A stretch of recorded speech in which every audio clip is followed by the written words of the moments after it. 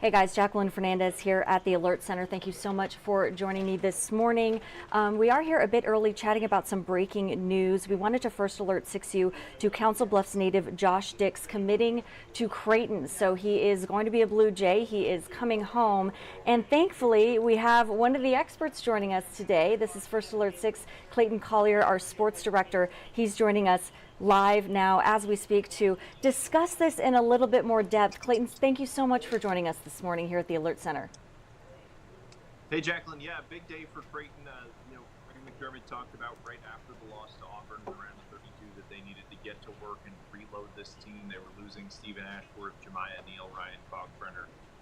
They had a lot of work to do to both replenish their backcourt and their front court. We saw it last week. They get Owen Freeman from Iowa. Earlier this week, they get Nick Graves, a talented point guard from Charlotte as well. And then today we see it with Josh Dix also coming over from the Hawkeye. So just a real talent infusion coming in from Clayton, using the transfer portal to reload. And that they did today, specifically with Josh Dix, you get one of the most efficient three-point shooters in the country, certainly in the Big Ten last season. That's awesome. And Clayton, we have this Instagram post from Josh Dix himself. This really does say it all, right? Coming home there, and he's committed, and there's that shot you were talking about. At least I'm assuming that's that shot. Yeah, Council Bluffs native, for him to come home as well as obviously a big selling point to just be across the river, going to Omaha as well. The Hawkeyes, the coaching change from Trey McCaffrey, we're seeing a big exodus from them. But Dix, nonetheless, huge bright spot. Clayton was losing a lot of three-point shooting with Stephen Ashworth specifically, moving on and graduating. So to get him in is a huge get for Clayton. And, Greg McDermott said he was going to put a team together, and he certainly has done that so far. We'll see if they're done. They still have scholarships open, but nonetheless, their big three has definitely been replenished for next year to add to a ton of returning talent with Jackson McAndrews, with Jason Green, with Fedor Zukic, Ty Davis. Creighton's going to be good, and they're going to be good again. In past years before the transfer portal, this is something that you might not have been able to see that kind of continuation where you lose a quality class, an all-time great in the Big East like Ryan Kalkbrenner, and quality guard like Stephen Ashworth and Jemiah Neal in the backcourt. You lose that kind of talent, maybe 5-10 years ago. You have a down year where you try to reload. Now with the transfer portal, you can go out and you can get the talent you need, and that's great to took advantage of today. Yeah, definitely.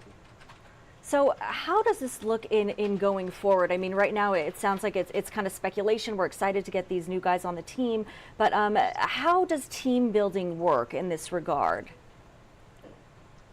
Well, that's what the summer's for. Sure. It certainly helps you have Josh Dix and Owen Freeman that already have that connection. Not to mention, Josh being a local guy as well. There's several local players on the team. Jason Green, who I mentioned before. So there's a lot of chemistry that's already built into this situation. But that's what they'll take care of in the months ahead. But definitely, to your point, a step ahead of the beginning, having a couple of Hawkeyes already coming over together.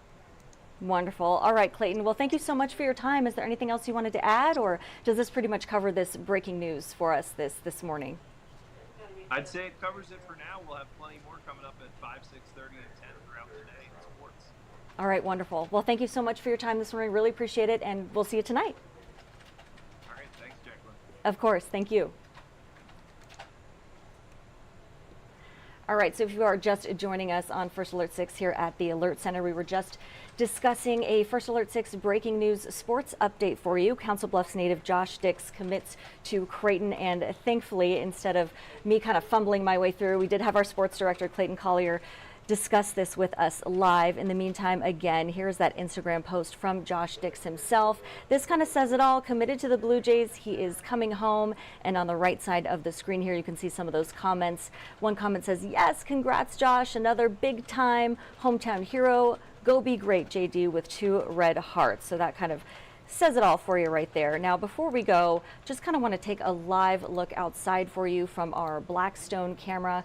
So I hate to be a broken record, but yet another gray day here in the metro. Senior Chief Meteorologist Rusty Lord anticipates that, today what we're looking at overall is 52 degrees, mostly cloudy with a chance of showers. Okay, so a few winds out there, nothing too bad. So that is the good news. Then let's head over to our First National camera for you. A look at the Kiewit Luminarium, a gray building on this gray day for you. Sorry about that. So let's take a look. If we look at the weekend, we're expecting decreasing clouds out there, so that's good. It is getting a little bit colder though. So 50 degrees on Saturday. And then we do warm up on Sunday as we take a look from our First National camera, our Southwest First National camera at the Blackstone Plaza, the Blackstone area for you. That's where our studios are located if you don't know. Sunday warming up at 57 degrees with increasing clouds. So still gray out there, but thankfully we did see the sun at one point, so that is the silver lining for us. It does exist. Regardless, Chief Meteorologist Emily Roller will have much more on this for us tonight, and we hope you'll stay tuned for our 3 p.m. broadcast. I'll be anchoring the first half of the show, and then our Aaron Sullivan will anchor the second half, and we hope you'll join us for the remainder of the broadcasts on this gloomy Friday. But still, hope you have a wonderful Friday, an even better evening, and an even better weekend. See you then.